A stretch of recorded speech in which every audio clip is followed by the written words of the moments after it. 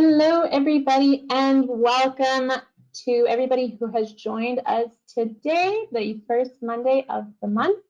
Thank you for joining today's online event, Idea Validation. It is part of our Knowledge Web Transfer series, web transfer events. We have them once a month on a Monday, so first Monday of the month. We are going to get started shortly. I just want to go over some quick housekeeping rules. There is no need to take screenshots or of the presentation because we will be recording it and sending you the presentation following the event. Secondly, if you have any questions or issues throughout the webinar, please post them in the question and answer box in the corner of the screen on the GoToWebinar control panel, and I will get back to you. We will be answering questions at the end of the event, so please feel free if you have anything during, please put them in there and I will make sure to record that. So without further ado, as you can see, Axel Schulte has already joined us and he will be our speaker today. If you have joined us for any of our online events recently, our knowledge transfer events, you know him very well. If you are new, then I am happy to introduce him to you. Axel Schulte is the founder and chairman of the World Innovations Forum. He is a highly successful entrepreneur himself and who spent most of his business life in Silicon Valley. And he started and exited 4 companies and one of them IPO'd. He successfully raised almost 20 rounds of funding from VCs, angels, and 4 from crowdfunding. He also helped raise countless rounds of funding for startups. So without further ado, I will let him take it away. All right, thank you very much, Lisa. And yeah, hello from my side. I think some it's still morning, others is midday, and yet others later in the afternoon, depending whether you're in the, what is it, Western Africa, somewhere in Europe or in Asia. And yeah, welcome to our third meetup and or online webinar. And I know some of you are from the meetup groups that we have in, I think now it's almost 15 countries or so. And just real quick word about the meetups.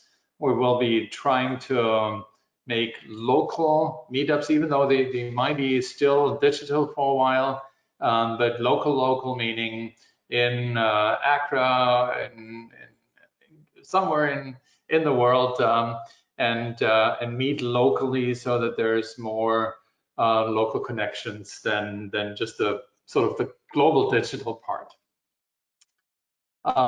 For those who haven't been with us yet, I mean, this is just sort of a photo collage from all kinds of events. These were the good old days where we were meeting in person on workshops, on larger conferences, on accelerator programs, and so on. And right now we do all of this actually online. And there's some discipline to be trained, but other than that, it actually works pretty well. Obviously, we're looking forward to meet people in person again. Here's our amazing team. Basically, these are some are employees, most are ambassadors, volunteers, board members, and so forth. And they're all basically behind our big vision, prosperity for all nations, and all the prosperity from all nations in the last 200 years came back actually through innovation and entrepreneurship. And if we look further back, the last 5,000 years, no difference. Entrepreneurship, innovation, that has made humanity go round. And that is what we're trying to embrace across all nations. So the question is how we actually help. And that was a question I got recently a couple times. So I thought I'll just put it into one slide and actually rather reading it than just you know, talk, because my time is limited. So if you have a need to transform your business into a truly innovative business, we can assist you do that. I mean, very many startups we've seen from all over the world try to copy something that is existing, and then they try to make it sort of different, and then they try to make it even cheaper, and then they try to get it to the market, and the outcome is in most cases really miserable. And we had a startup in our last accelerator program was simply copying also a product, and we were asking him and before if he has some innovative ideas. He said, not yet, but maybe you can help. And so we did, and out of a one-to-one copy of a chatbot, basically, was an AI-driven office management system. So an amazing transformation, also for us, great. And we have seen this in all accelerators in the past. That is sort of probably something we can help best with. And if you can get market traction, which is another big issue for most startups, we can help spread the word for you and with you. And actually, because of our network, all can help to do that. So it isn't the we, isn't Marita, myself, and Alyssa and the team. We is us, all of us. And this powerful network is actually only working if everybody in the network is working. So we're asking you, obviously, also to help with your peers in other countries to spread the word if there is a project like that. If you need more revenue, we will introduce you to other markets, because we had some of our accelerator candidate from 2 years ago or 3 years ago. He wanted to get into Asia. They're doing baby food, and they learned a lot what they should do and not do before they even stepped over the borders. And they're now working on the concept, and then probably we get them into South Korea, which is a huge market, huge online food market, as a first next step. If you need more revenue, we will introduce you to markets that are simply attractive for you. I mean, like what I just said. If you need an investor, we can help you become investment ready first, and then we will introduce you to investors. We're working basically continuously in growing our investor network. We have roughly 600 investors from around the world, and so that's already a big, powerful potential. But obviously, there's this saying, it takes two to tango. And tango is one of these dances where two really need to work together. And it isn't different in the startup and investor world. They really need to swing together. And if not, it doesn't work. And just as an investor to get some cash doesn't work at all. But that's where we can help. If you have any problems, any challenges, I mean, whatever it will be, we will assist you and work with you. And so at the end of the day, all you need to do is ask, hey guys, I have this issue, can somebody help me? And we will. And if I look back into my entrepreneurs days, last 30 years or so, 4 companies from 0 to really big, one 5 billion in revenue, you heard it. The other is actually now close to another, it's actually a second $1 billion company. And so I was asking for help, everybody I could find. Hey, can you help me? I have this issue. You seem to be able to either know, or somebody who knows. And that got me extremely fast further versus trying to figure it out myself, putting it to the side, do something else, then it pops up again. I mean, it takes forever, and you can't solve problems that way for the next 5 to 10 years. You will just not get anywhere. And so this is where we can help, probably better than anything else. And if you remember from all the introductions we have made in the past, we're not here to teach you or tell you what to do. We don't have this intention. So therefore, here's not a plan saying, okay, if you come to us, you go through this. No, we don't. If you have an issue for your idea and your market and your culture and your country, and you get stuck, then ask others. That's all it is. But it's probably the best way to go. So we have the Seeding Innovation program running since the beginning of this year. And this is all about entrepreneurship, finance, neural ideation, deep innovation design, webinars and trainings. And there are some programs, but also these programs are programs that you select. If you think, okay, there is a fundraising webinar or there's a fundraising workshop, or you will be notified as a member of our community, and then you simply join. Or there is some entrepreneurship issues like, okay, board members. I just wanted to have a good board, but I don't even know where to start, where to find them. Why should they join me, and so forth and so forth. And so we can help you with that too. And here's something else. I mean, we were actually, usually we were planning to pack now and go to Africa. Then we delayed it. We didn't know exactly. And so we obviously monitor the curves of the corona activities across the world. And so our big hope and dream country for the longest time was South Korea, and boom, South Korea needs to get back into a quarantine because they had a slashback. For some reason, it broke out again, the same in China, and earlier in Singapore. So we go through these hoops, and there's this hammer and dance theory about how to deal with corona. And the hammer is radically masks and cleaning, and I mean radically, all the way to the government dictates, and people fight it and don't like it. Others just obey and say, okay.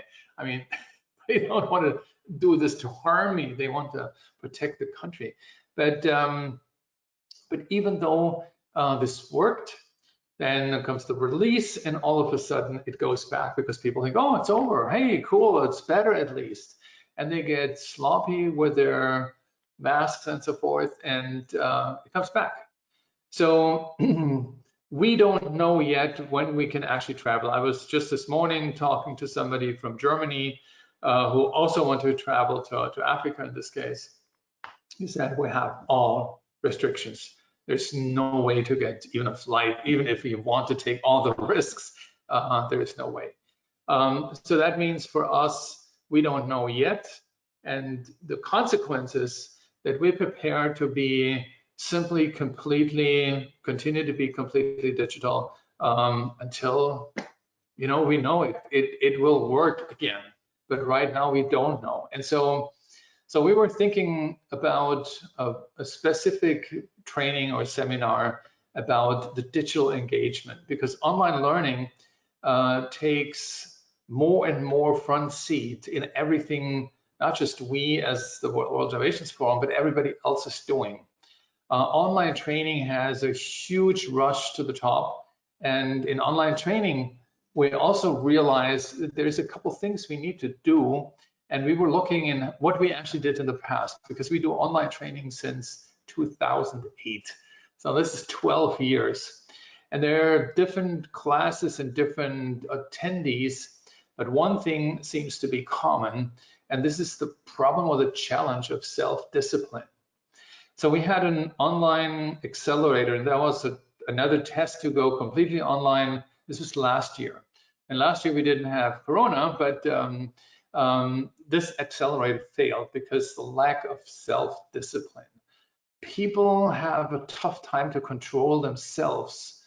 They need an instructor to say, hey, it's 8 o'clock, 9 o'clock, whatever, you're still not here, 5 minutes late, this gives 5 points minus, and stuff like that. And this is something that doesn't work in the digital world. So the digital discipline is something that has a big load on you on one side, but once you overcome this, it actually gives you a lot of power, because when you can control your ideas and your destiny and say, no, I want this, I want to learn this, no matter whether it's digital or online, I don't care, physically or one-to-one, I want to learn it. And then you will. But there is, on the other side, it's just a screen and there's a camera like here. But once you get used to it, I can tell you it works equally well, and in some cases even better, because you don't have the overhead of travel and the overhead of, dressing yourself. I have always my blue polo shirts. I have, I think, 25 of them. So I don't need to think. I just get onto the camera. And then you'd rather, if you'd rather do something else, when you say, I don't have time for this, I do my thing and I do this and I do that, then it's okay. That's your decision. There is nobody in your back breathing down your neck and telling you what to do. You're an adult. But you should not come and complain, you know, oh, it's because of the digital learning. I can't learn that way. I need a school class. I just urge you to consider, if that's the case, then you most likely need people to tell you what to do and to be on time and to do things, but that would not be the characteristic of an entrepreneur. So when you're having trouble learning digitally and interacting digitally and being in communities digitally, but have no problems to do this face-to-face with others, it is an indication that entrepreneurship may not be your thing. And you have to be also there, just true to yourself, to nobody else other than yourself. And so we will work on digital engagement and digital training, digital body language. I mean, all these things that we do in nature, we can, and we know this for the last 20 years, actually. We can also do that in the digital world. So with that said, let me start with our topic of today, which is idea validation. And idea validation is probably one of the most critical things to success. And we have seen with roughly 1,000 startups that this is for most, if they don't make it, that was or is the break point. When you have your idea just in your head, almost exclusively as a solopreneur, and you and yourself discuss all the variations of the idea, then there is a very high likelihood that it's not going to work, because you have not trained yourself with your idea to communicate with others. So here up here, this team, you know, one talks to the next, and this goes round and round and round. And oftentimes people get nervous and think, gosh, I mean, you don't get it. You know, this is just, I know it works, you know, let's just go for it. And that's probably not a good idea, because you will continuously need to communicate your idea with others. And if you do this very, very early on in the process, you get a bonus. And the bonus is feedback. And the feedback tells you early on what other people think.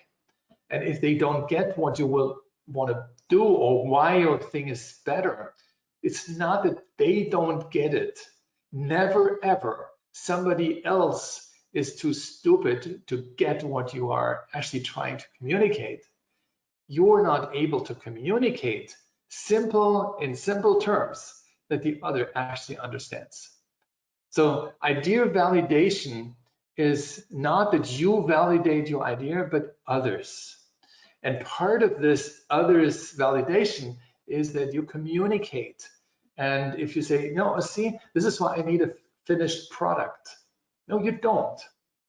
And this is one of the Silicon Valley magics. I mean, when you get top-notch investors, they don't want you to see your prototype.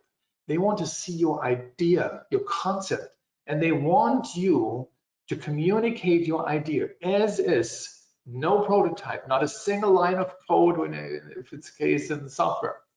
Communicate your idea in layman's terms so that average Joe understands, wow, this is cool. And we had always this example. Okay, if your grandmother understands what you're doing, then you're good. And then you think, I thought everybody else is thinking, my grandmother, not really, because she has no clue of this whole world where I am. Well, why not explain to her? And you will be surprised. I mean, there's some grandmothers who are really go-getters, and they understand when you explain it to them. But if you don't want to spare the time, well, that would be really seriously sad. So the question is the idea actually great? What problems does it solve? And do people want it? I mean, some ideas are, oh yeah, cool, but not for me. Oh yeah, I think it's cool too, but well, I don't have use for it, but I think there are people who may like it. So this is because they're friendly to you.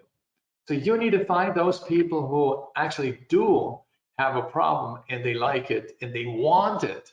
And they want it so badly that they want to pay for it. And if they don't want to pay for it, then find them. And if you can't find them, then your idea validation indicates that your product idea is probably nice, but not really great, and not to build a business out of it. So when we go through the idea validation problem, the whole problem is, who out there in the market is actually wanting what you have. Oops. Yeah. Before you start, well, sorry, this slide doesn't fit here. So we have 10 items to go through in this idea validation process, and like Alyssa said, the whole session is recorded, so you don't need to make notes. Focus on what we're having here today. Try to listen as good as possible to see how it works and how it gets together. And if you need to, go back to the video. So first is market readiness. Is the market you are addressing ready to purchase?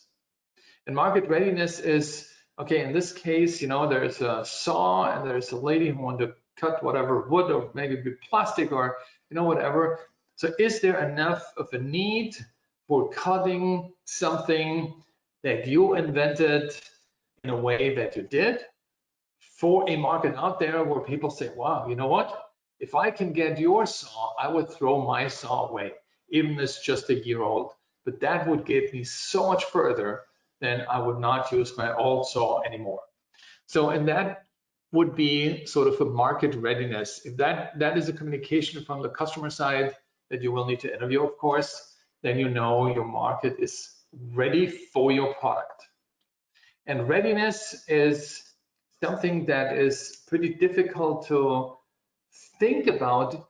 You need to experience it, because you may believe the market is ready, and then you realize, well, people are not really ready.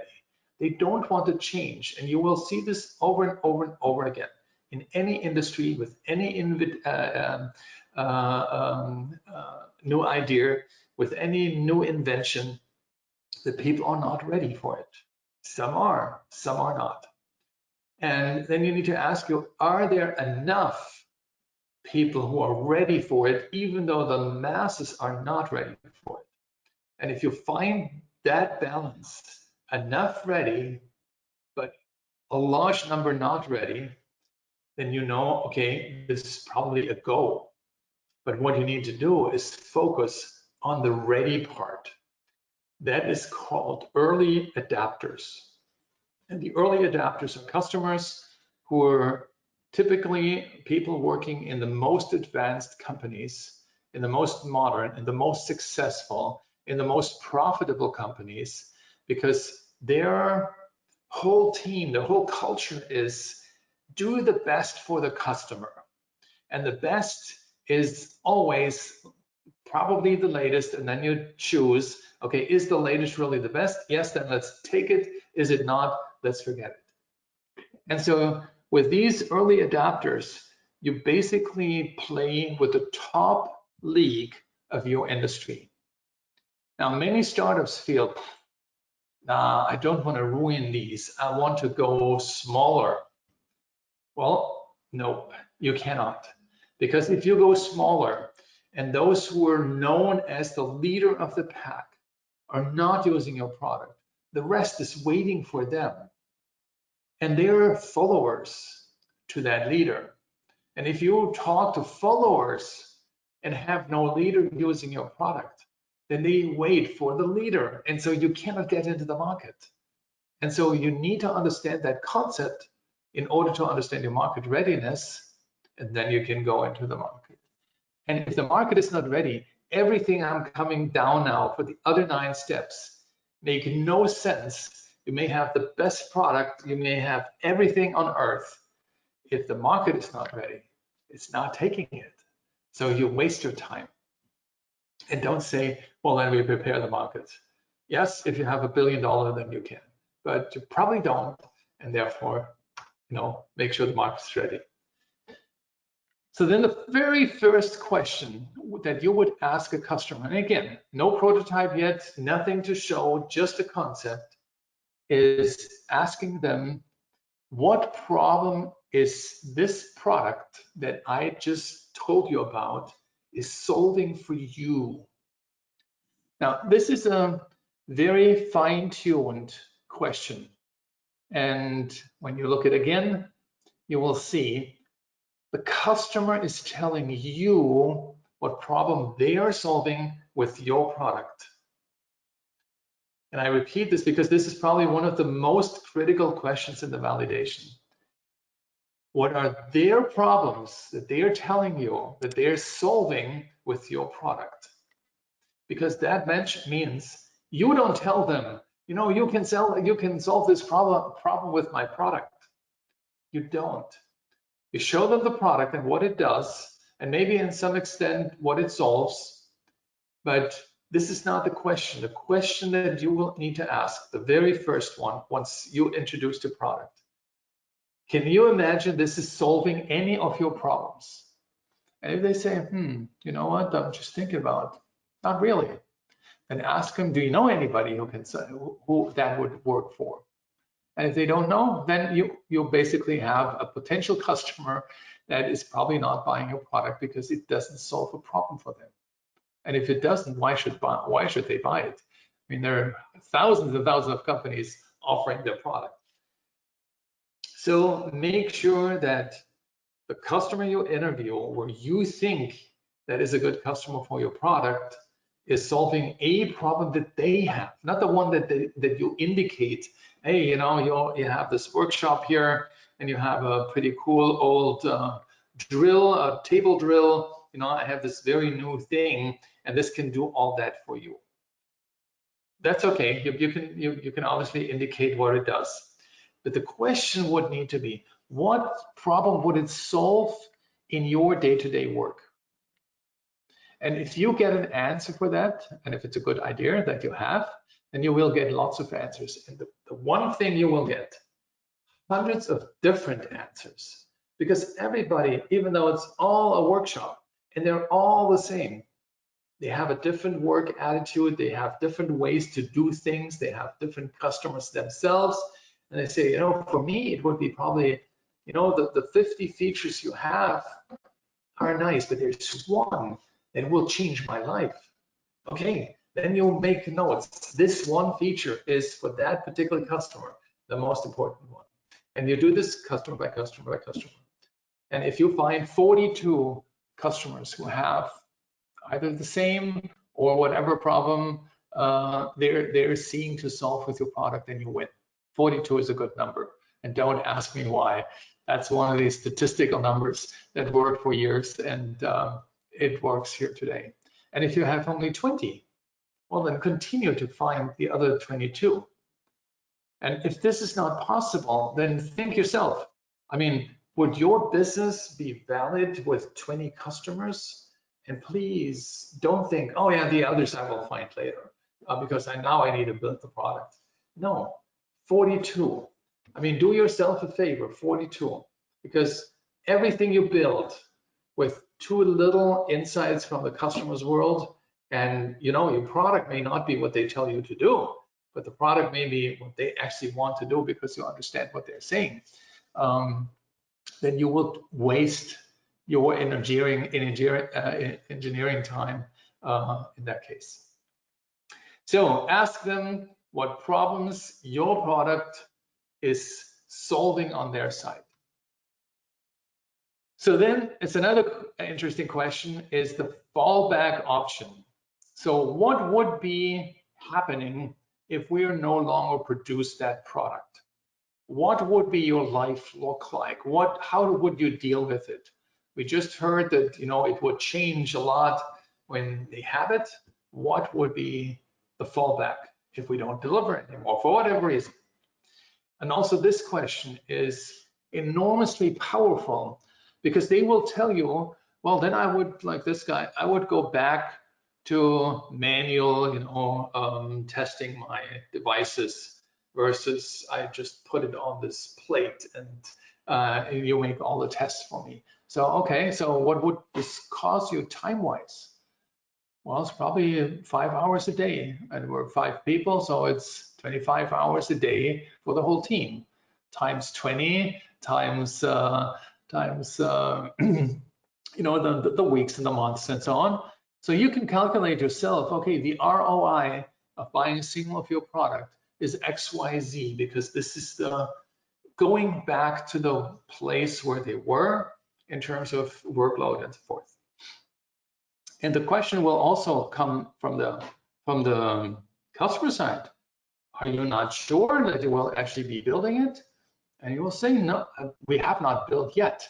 We want to make sure that we build a product that lasts. And that is a good feeling for the customer.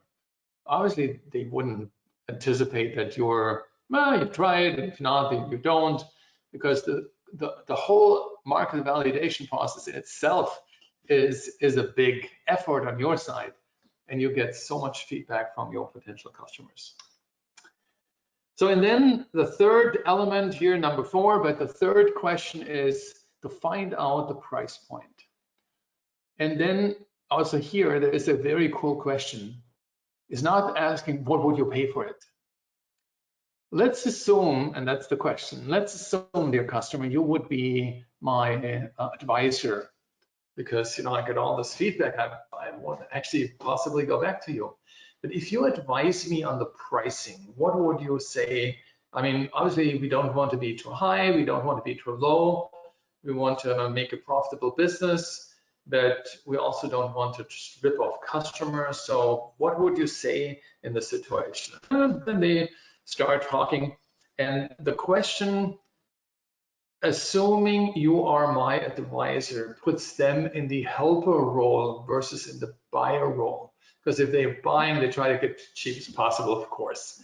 But if they're helping you now and they want the product to actually be surviving, then they help you probably with a reasonable price. And if you have 40 people with reasonable prices at probably that spectrum, you get to a good understanding where the price point might be.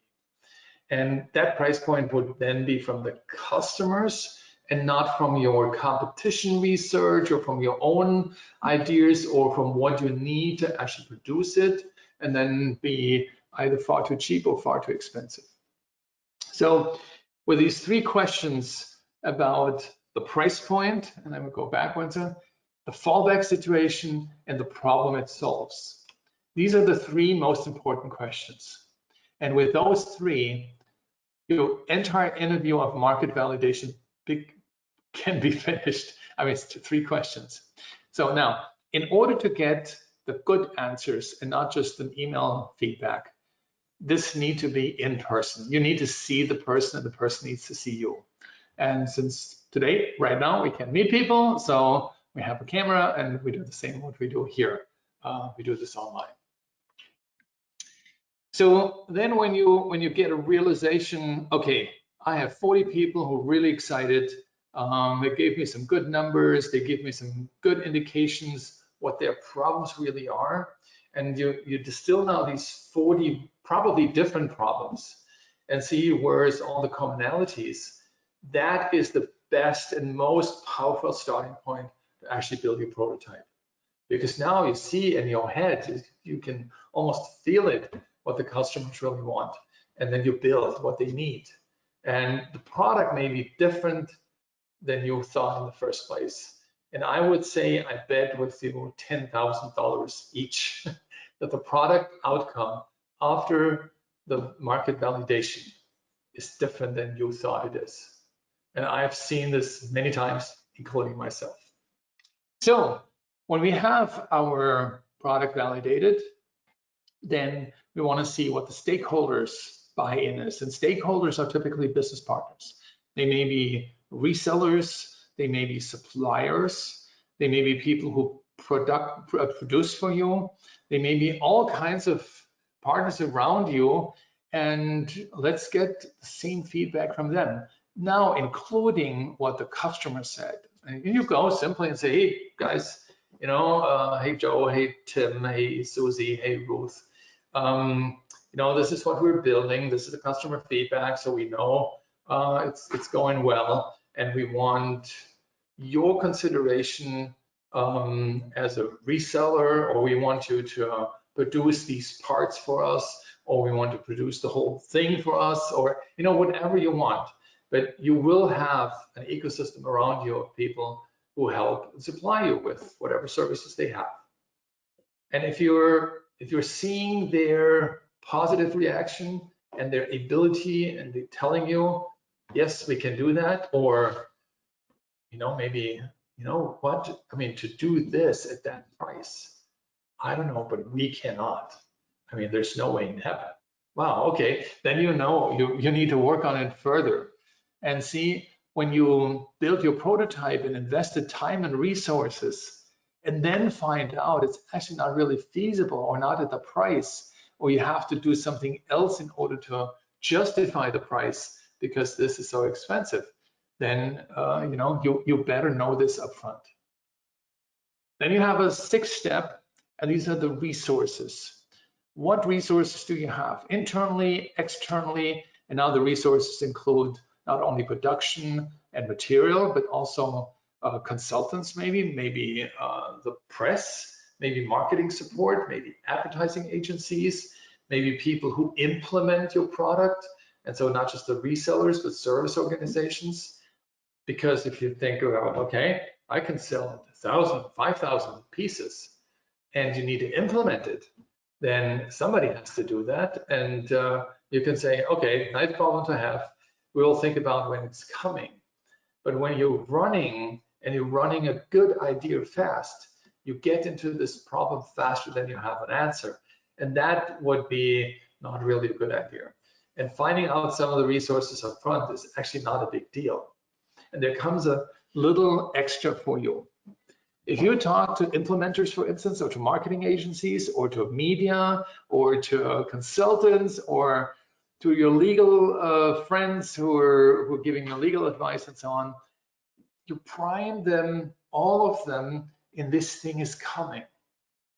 And what's happening is, and this is a little bit of a trick, but it's working very well, everybody starts thinking about it.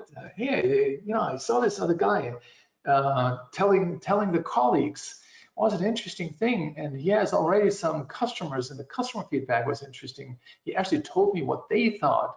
So now we should actually come up with a legal model. What do you guys think? And then there's already a couple of ideas popping up, and you don't pay a penny for that.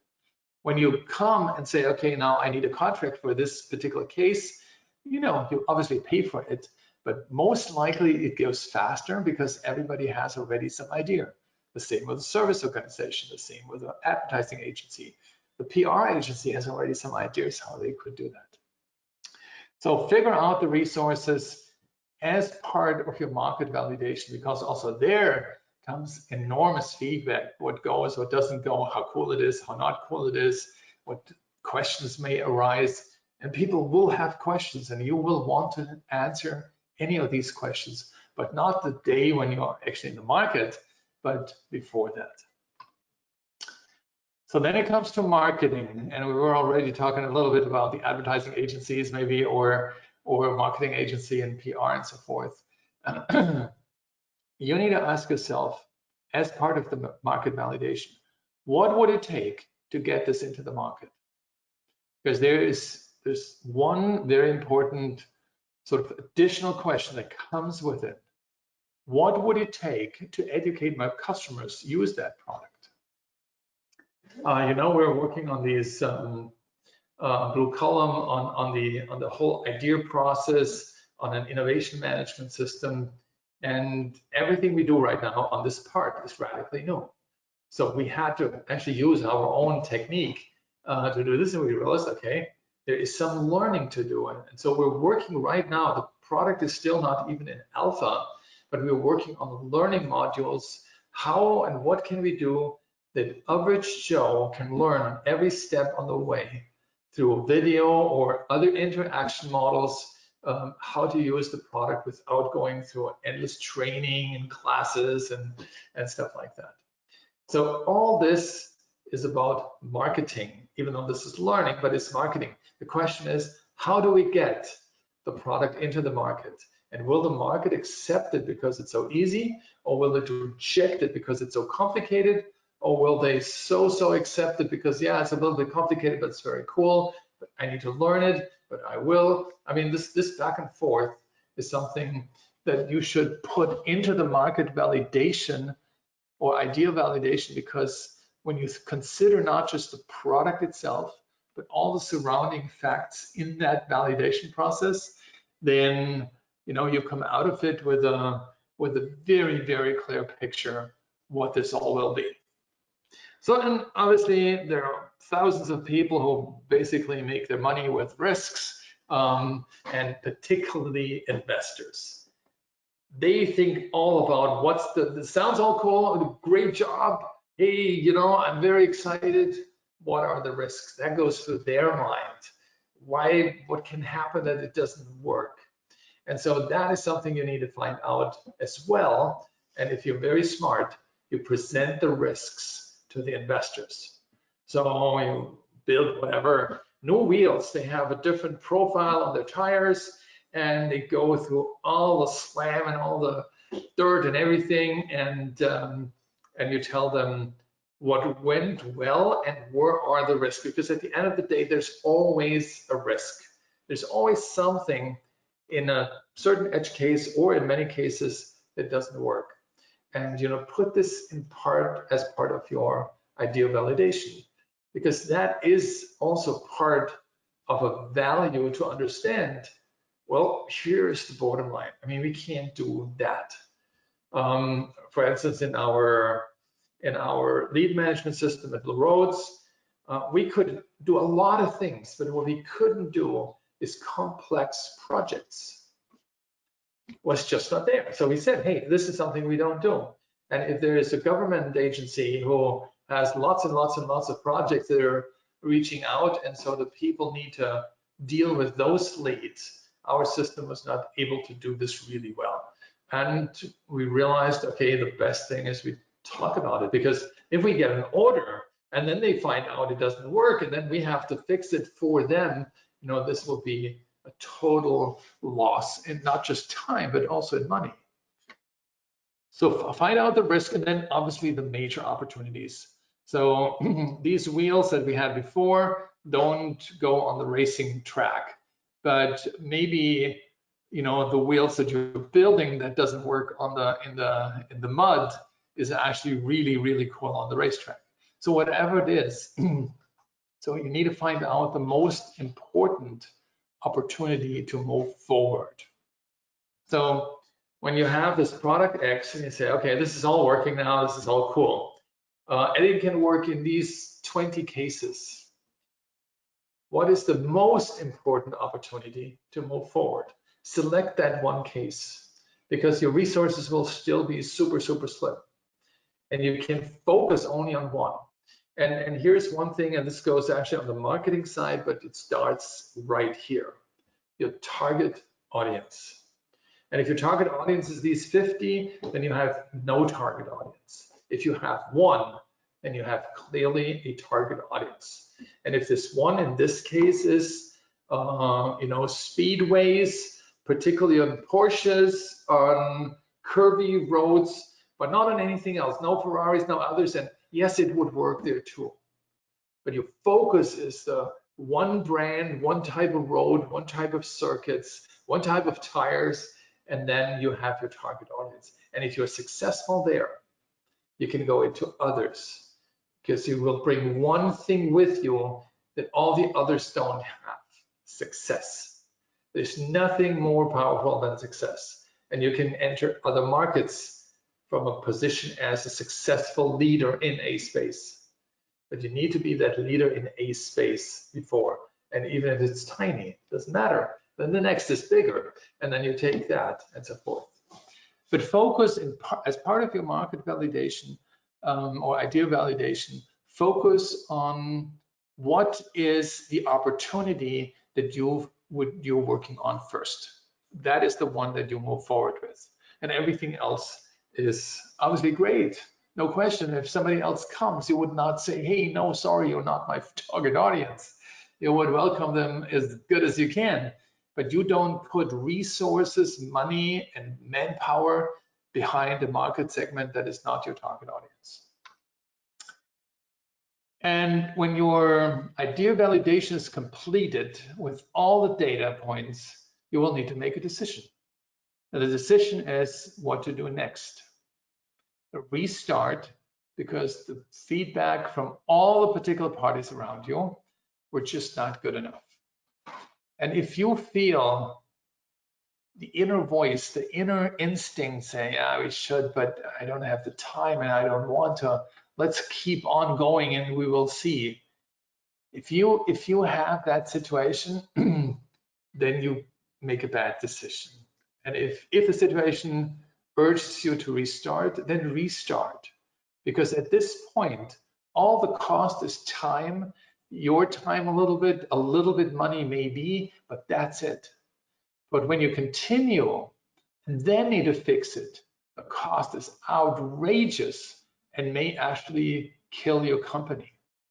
And when we talk about 90% of startups fail, this is one of them. We just didn't have the guts to say, crap, no, we need to restart. This is not good enough. Or, well, there's a part of it that's just not good enough. And we fix that, and then we test again. And when this is good enough, then we continue. Or you say, hey, everything is very cool. Rush into it. And then you rush with full speed, everything you have. And this type of idea validation is something you can go almost to any investor already. I mean, not just to the big guys, but to angel investors. Because if you have customers who say, hey, this is very cool, and customers who say, if I would need to go back, after what I saw now, this would be treacherous for me. I wouldn't want that. So I really hope that you get your act together. And people say, no, I mean, I would pay, $50 for this, or 500 or 5,000, whatever it is. And so the average is between, maybe you come back with between 5,000 and 50, and then you find your way through, you analyze, who said it, corporate customers or individual consumers and so forth. And that's what you're driving your market. And if you would come to me as an investor, I would say, yeah, homework, very well done. But what most startups do is come with an idea, and then they want to figure it out. And then if this doesn't go, then we pivot, and then we pivot, and then we pivot. Because one guy, Eric Rice, said pivot is good, and everybody else is following him. The pivot is not good. Pivot is an emergency exit. When nothing goes, then you need a pivot. But unless that is an emergency exit, which means, you didn't do this homework, then you don't need to. You follow your strategy and you follow your dream, because you started hopefully with a dream and not just with a random kind of experimentation. So no matter what the outcome is of the decision, restart, fix, or continue, there's no word of stopping it. Restart, fix, or continue, but not stop. Entrepreneurs never stop, never give up, never surrender. They fix things because they know how to fix things. Okay, so build what customers want and not what you think they should get. And this is an address particularly for engineers. I want you to come to grips with yourself and with your customers, because they are the ones at the end of the day, they pay the bill for your product, every single one. And if they don't, then you're out of business. So do what they want or need. Now, the only thing is that what they want and tell you what they want might be a little bit different than you have anticipated to build. And that might be okay. But if it's not a match to what they want at the end of the day, then it's not okay. There's these lots of saying, Bill Gates, would have never acquired Windows from Xerox and put it as the centerpiece of their group when he would not understand that this is what people will want in the future based on how they will work. If people would have said, okay, Bill, build me a better whatever, then we would still have DOS and we would still have cryptic entries and so forth, because that's what their mindset is. So there is an understanding of what they want and what that product might look like, what they want. But if it's different than what when you say, no, they should get this because they're stupid, they don't understand that this is a bad idea, then it would not work. So if Carl Benz, he was asked once, why did you do what there's a huge opportunity out there with feeding machines. And he said, if I would have built what the customers want, I would have built a feeding machine. I wouldn't have built a car. The same with Stephen Jobs. Numerous times, reasons for why did you do that? I mean, customers didn't ask for it. Well, he knew based on what they wanted that this would be, iPhone would be the ideal solution. Nobody has asked for an iPhone. When I ran Blue Roads, nobody asked me to build a lead pull system where people pull leads from a database, from a community system. Everybody would have said, build an algorithm that distributes it perfectly. But I know the problem was not the distribution or the pulling or anything. The problem was that the right sales leads never got to the right salespeople, never. And all I had in mind is how to get it there.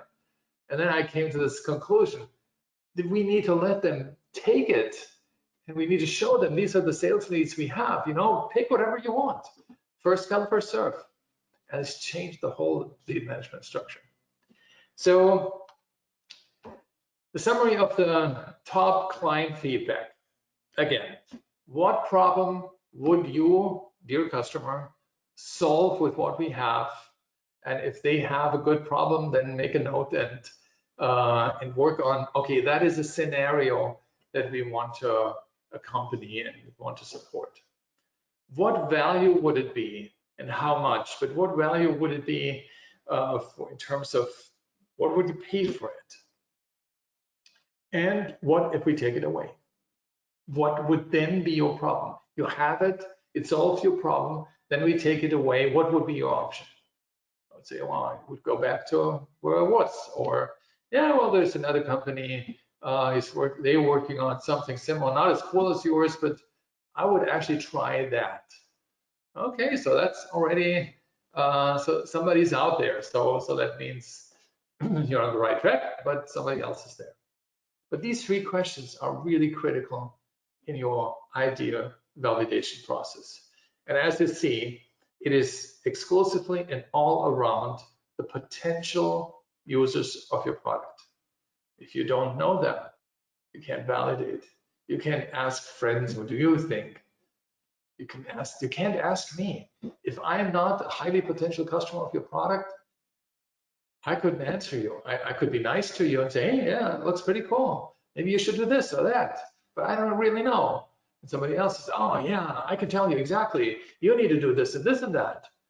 But they would possibly never be a customer. So they would ruin your entire product just because they love to have ideas and share it. Part of this is part of our new Blue Column platform, where we have this idea validation mechanism, and this is digitally, and to each and every segment can actually be done by multiple people. So you could even invite the customer you interviewed. Don't do this just without interview, but you could invite people who interviewed. They can put the data in. Others can give it a thumbs up, can comment on it, can rate it and rank it. And now you get from 42 positive clients or positive prospects information, and have 42 other people to validate the other ideas or the feedback of the others. Maybe come up with comments. And this is what we did manually in the past to do sort of customer meetings, and had an absolute blast. But now we want to get digital, not because of Corona, but because we can go much further. We can go into 100, 200 clients.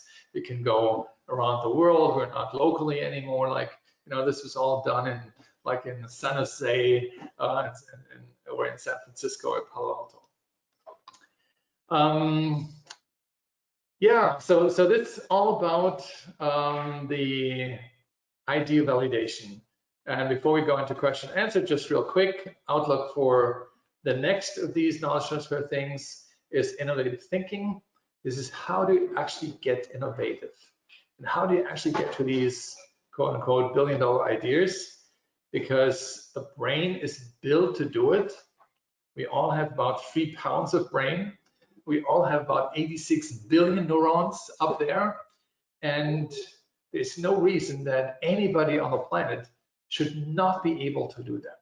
The only reason why not is the brain is wired differently and really kind of cobbled up in confusion that can probably be solved as well. Then after August 3, innovative thinking, we go into deep innovation design. That's actually the process after how we know how to think. And then October, we go into customer insights. And now in this one, we want to actually go deep into customers to understand what they and how they will want and how we can get into the different types of customers with our different types of solutions. And as you know, every first Monday in the month, we do that. On the horizon, activities this summer, so online is the new normal. I continuously speak with all these guys, neuroscientists, virologists, and so on, because we have this Innovate to Fight Pandemic program, and there are different people, and so I think we have to realize that this may potentially go on for 2 or 3 years. And if we look back in time at times where we had AIDS, it wasn't over a year later. It took, I think, about 5 years until we got used to and deal with it, protect ourselves. And it took longer than expected.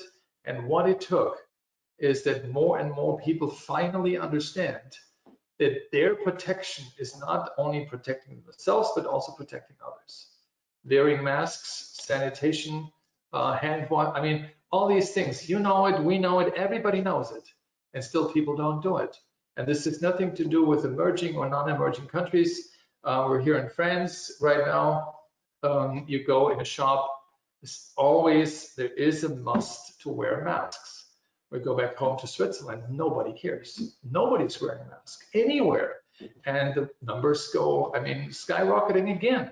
And so we humans seem to only react if death is sort of near. And it is what it is. So online is the new normal. And we at the World Innovations Forum, we want to take this Silicon Valley spirit online anyway. So you will see us doing more and more online, but it's not just the one-way street like we do a webinar and then have a Q&A, but we want you, and therefore also with local, still digital engagements, we want you to come and say, hey, I need your help. We don't want to push help down your throat. That would definitely be not, it was orthogonal to what we think. But if you need help, then come. We have, I don't know, probably a couple hundred people who are willing to support you. We all will need to learn collaborating online across the globe.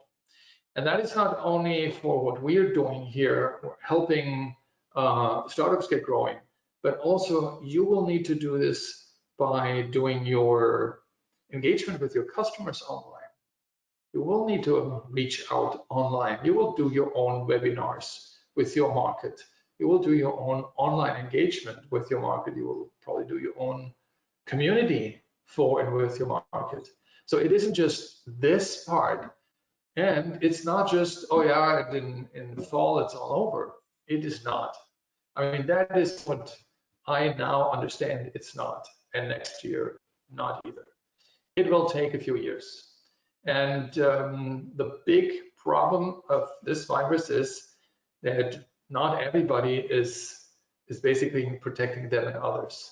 So we will have, and we have right now, again, flights, 3 rows, fully packed, and it is, I mean, almost certain that one person may have, be contracted with the virus.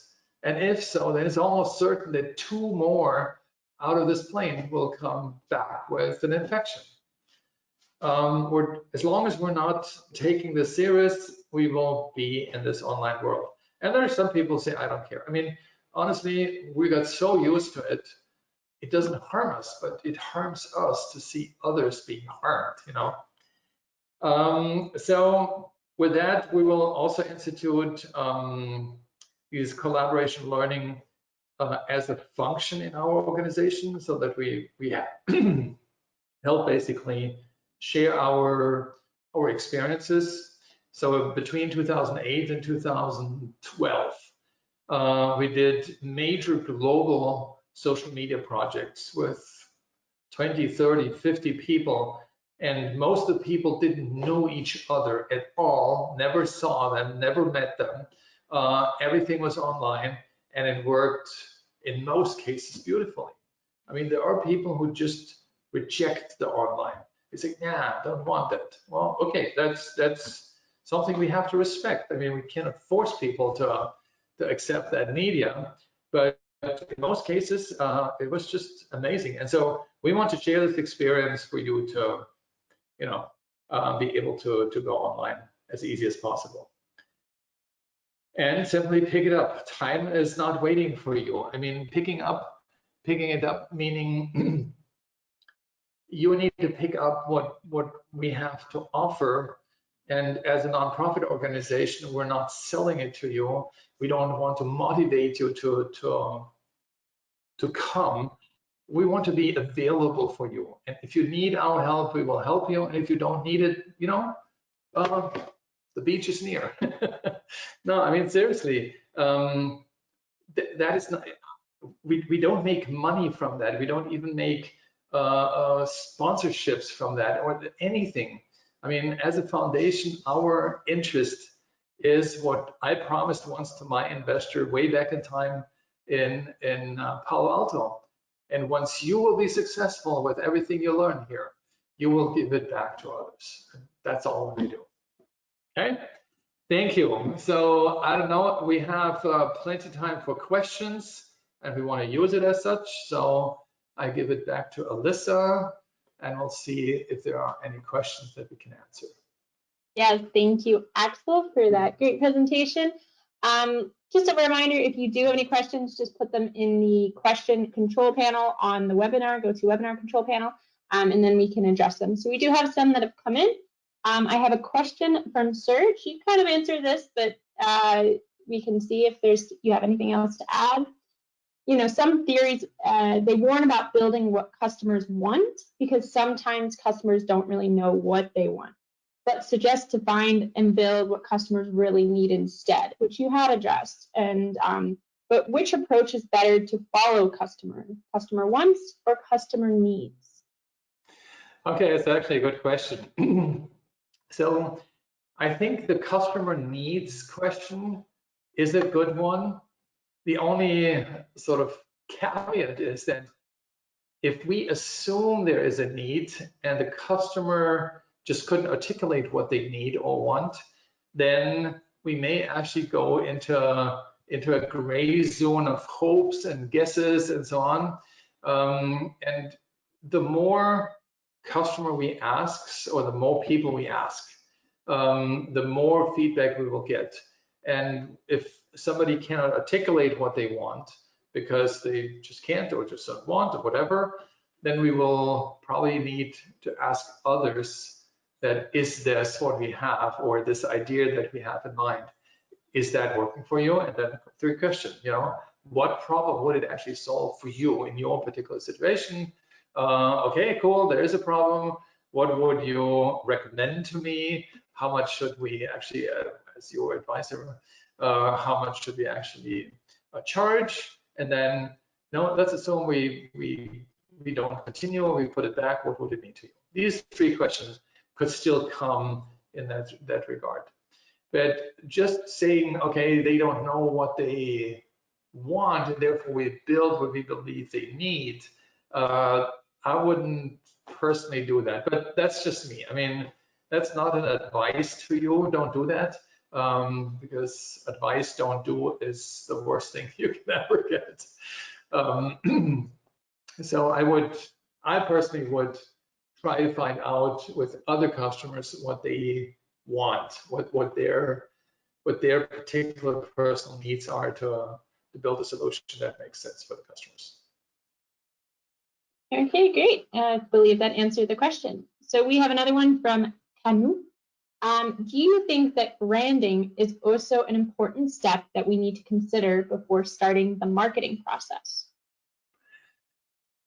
Thank you. That is an amazing question. I don't have it in the validation, but it's an absolutely 100% yes.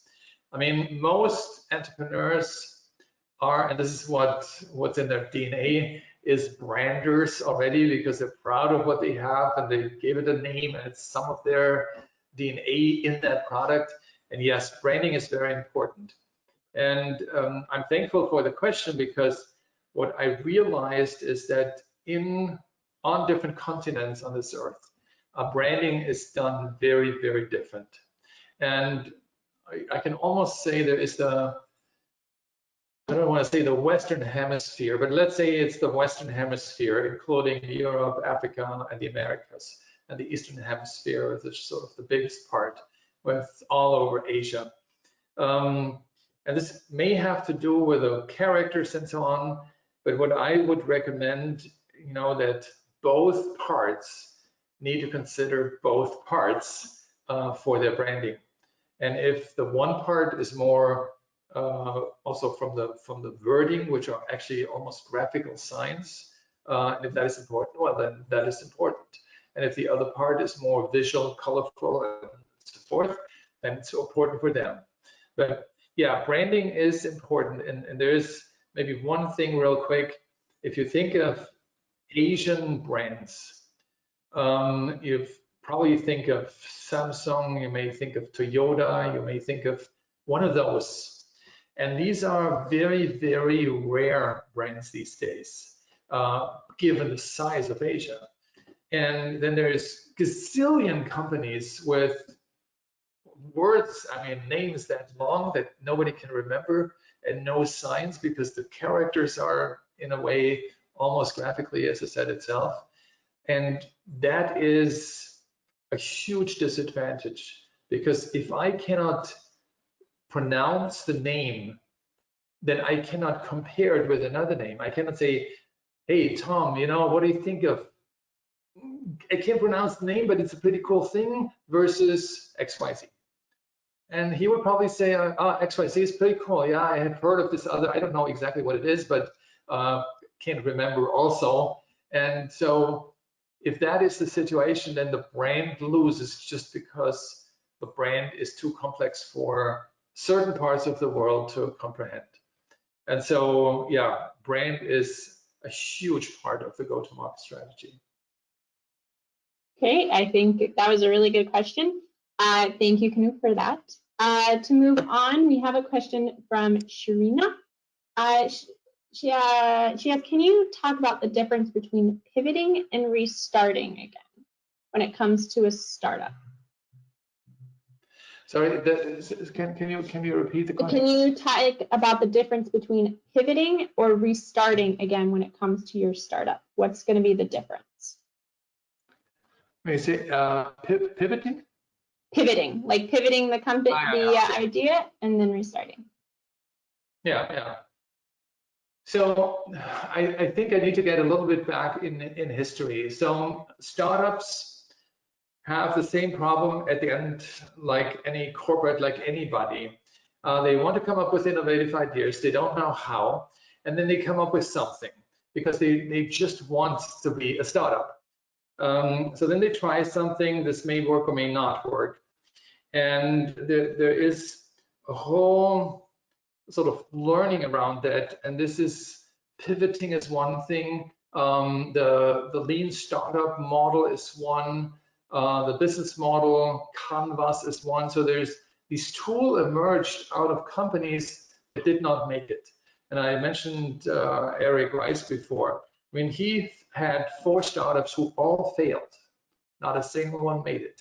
But what made it for him was the book about pivoting and the lean canvas model, and basically how to get with a startup by experimentation and pivoting.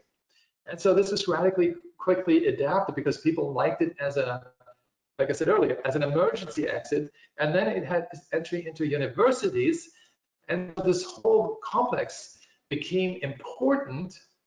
However, if you think about the basic reason for that was failing and trying again. And then if you pivot, so it may be then the same startup pivoting, or it may be a new startup, it almost doesn't matter. I mean, it's a legal entity, and if you want to not kill it and make it, so to speak, then later on from scratch new and possibly pivot again, then I would recommend, stay with pivoting. But this is not the solution, because the problem is, if you don't know what you really want to do at the beginning, and if you haven't done a validation for the idea, then you come to a situation that you figure out, oops, didn't work. People don't want what I thought is so cool. Let me do something else, and let me do something else. And then whether you call it pivoting or not, you miss the point that you do some service, so to speak. You make an offer to your potential clients that nobody wants, and you didn't even ask whether you wanted or not. And so my recommendation is try to avoid pivoting as something that is bad, even though there are probably thousands of people who teach you, no, try, and then if not working, then pivot, and try this, and if not working, then pivot again. Because, yeah, it sounds cool, pivoting, just the name is somewhat cool, but it's actually bad. And it's not bad because pivoting is bad. It's bad because you try to do something because you had no clue what you wanted to do, but you failed to ask the audience if they want it. And if you realize, no, they don't want it, then you don't even need to pivot because you didn't even start. The pivoting comes in when you did something and you tried very hard to get into the market, and harder and harder and harder, and improve the product, and you work still, and it still doesn't work. And then a year later or 2 years later, you finally give up. But you did not ask the customer in the first place, is this good what I'm doing? And so therefore it's hard for me to say, is pivoting better than restarting? I think both should even not come to mind, because if you have an idea, you saw a big problem and you validated that, and it come from 40 customers saying, hey, this is really cool, and I would help you, and I would actually buy it, and I would pay this, and this is the damage that you would cause to me if you take it away. With 40 customers, that's a profound base to build a business on. There's no reason to pivot. There's only a reason to fix things that you didn't do well enough. But that is a normal process of a startup, because you run into things that you don't know, and then you fix it. But you don't pivot, and you don't give up, and you don't start a new company because it's way too good already in the first place. But if you don't know all that, then yeah, you know what I mean.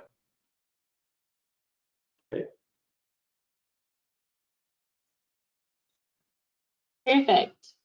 That definitely addresses the question. We have one more question if we have some time. Yes, it is from Vicky. And is there any structured process or method or tools to identify customers' actual needs? Okay, yeah. There is, we call this needs and dreams analysis. So that is a very similar process of the idea validation, and actually does. So I have to go one step back. So when corporates, particularly corporates, try to be innovative, they don't know really how to do that. And they sit on a gigantic market. You know, let's take these automobile manufacturers. I mean, they're all accused to not be innovative enough, but they're sitting on millions of customers who drive their cars every day. But they're, for whatever reason, do not connect with their clients, which are car drivers. I mean, theoretically, no problem. I mean, in some countries, the data protection, blah, blah, blah, prevents them. And so, but that's a very different problem. But in most countries, you can ask your customers, and they could do that too, but they don't. But we take the same sort of questions in a similar way, but obviously not literally, because you don't have the idea that you validate, but you ask them what are, based on what they have, what are their needs? And we call it purposely needs and dreams analysis.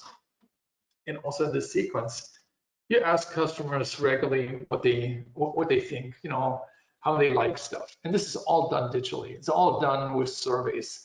Some marketing agency does it, some marketing organizations do it, and none of these bring out any value, because the purpose is not to find out what else they want. The purpose is to verify that what we build already is super and everybody's excited, and come back to the boss and say, here, our customers love us and we have done a great job.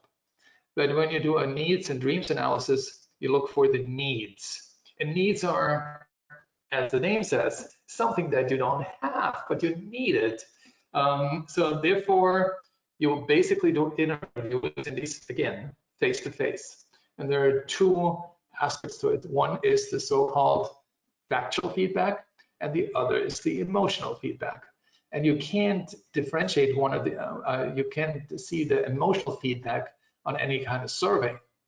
So, I mean, you can make the survey super complex with videos and so on, but then it's probably still better to interview.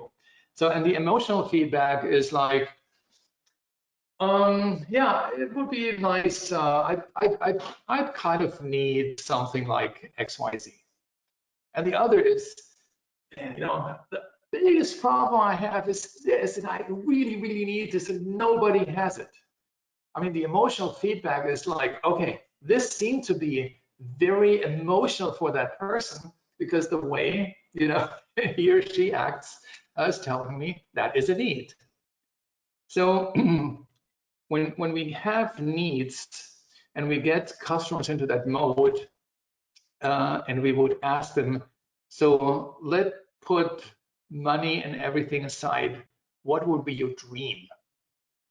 Most people would not be able to make a good argument or good answer or any feedback.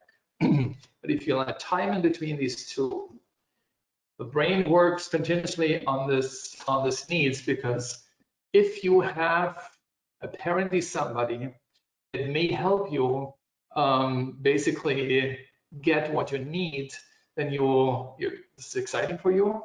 This is also exciting for the brain. The brain continues to look for other needs. And if you then tell them, okay, I want to call you again in 2 days, 48 hours, and 48 hours it is. And I want to talk about your dreams. You know, I'm selling whatever, monitors, cars, houses, rocks, water, tools, whatever it is. And I want to interview you about your dreams, assuming that it doesn't matter what it costs. It doesn't matter how long it takes. It doesn't matter how much resources we need to throw in. But you, our tools customer or our car customer or whatever, and I want to call you about the perfect dream. You know, maybe it takes 100 years, but what could you imagine? Would you be ready for that? And the customer would say either one or two things, yes, I am, or no. And the no are the people who fear to think into the future because they cannot comprehend it. It's not their deal. Then they would say, no, I'm not, you know, guys, I'm super busy, but I hope I was helpful with the other questions. And other people would say, you know what, yeah, let me think about it. And that's exactly what you need to have. They need to think about it, because these dreams are typically blocked by your brain. This is why brainstorming is good, but it never comes to innovative ideas. You may have noticed that. And then there's too many ideas, and then people pick one, which is another big problem. But now you have this one person, next 48 hours, starting to dream about this, this thing, the perfect car, the perfect drill, the perfect bread baking machine, whatever it is. And then you have this call with them, and they would probably tell you a couple of things. They already have notes, and you will notice when you do these interviews that more than 50% will tell you, okay, I have a couple notes, because they want to work on this too. And for those kind of characters, so to speak, it is a challenge. It's fun. They want that. And so with a dream analysis, you come to products that are really dream products. They're most likely not possible to build because there's too many things in between. And when you come back, you have these two parameters, the needs and the dreams. And you build a graph between two, and you put in the things that are doable, and then the things that are hard to do, and then the things that seem impossible, sometimes even, physical boundaries broken and so forth. But what you have, and that's the power of every successful startup. That's the way you build your vision. My vision is up there. Totally ridiculous, probably not possible, but this is what we're trying to do. And if you can do this as a startup, you can do this as a small business, as a big business, as a global enterprise, it doesn't matter.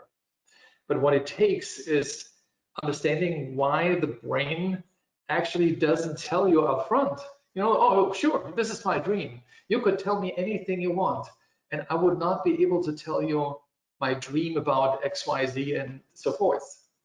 But if you prime me, so to speak, and you ask me already what my needs are, and then you come with my dreams and let my brain work in the background task, I will tell you in 2 days, okay, if you do that, that would be my dream. So with that said, you don't have the dream, you don't have the innovative idea yet, but you get it from your customers and you compose it, and then you start, make the concept, and then you go through your entire process, and then you do your idea validation, because if you do this with 20 or 30 or 40 customers, you have the dreams of these people, and then you need to build something that makes it actually happening. And some of the things maybe not complete because there's even, as I said, physical boundaries are taken over, but you can show something, and then you can go through the same process and say, okay, this is the product we want to build. This part will take a couple of years, or maybe 10 or 100 years, but this is the direction we want to go. Would this be something that you want to go with us? And when I started Computer 2000, my first company, I did this sort of intuitively because I thought, how would I react?